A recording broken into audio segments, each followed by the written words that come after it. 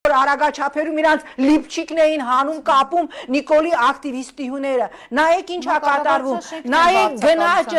նայեք գնաճը, Երևանը համարվել է բոլոր հարցումներով աշխարհի ամենաթանկ քաղաքներից մեկը, նայեք տեսեք թե գները, մտեք սուպերմարկետներ, տեսեք թե սենց սահուն կերպով էս Նիկոլի գրպանի օլիգարխների սուպերմարկետներում օրը 50 դրամ, օրը 30 դրամ, 40 դրամ ոնց է աճում կատնամթերքը, միրգը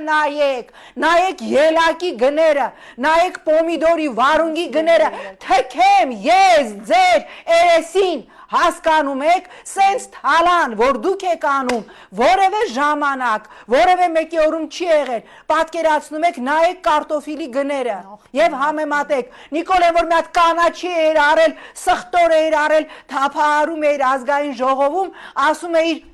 միշտ չկա սխտոր կերեք, չեն կարա սխտոր ուտեն, սխտորի կիլոն 4000 դրամ է, չեն կարա ելակ ուտեն, չեն կարա շլոր, ոնց է գրական լեզվով, ես չեմ անում, շլոր, հա, չեն կարա ուտեն, հասկանում եք, ելակը 2500 դրամ է, նոր կարտոֆիլը լավ է, բարեբախտաբար իջավ 800-900 դրամ, չկա սենց բան, նայեք վիճակագրության Պեկինից, Փարիզից, Մոսկվայից, Ստամբուլից, Թիֆլիսից, Բաքվից, տարածաշրջանի բոլոր քաղաքներից ամենաթանկ քաղաքն է ապրելու համար Երևանը։ Սենց բան տարածաշրջանում, ոչ միայն տարածաշրջանում, ասում եմ ՄԱԿ-ի տվյալներով աշխարհի ամենաթանկ քաղաքներից մեկն է դառել։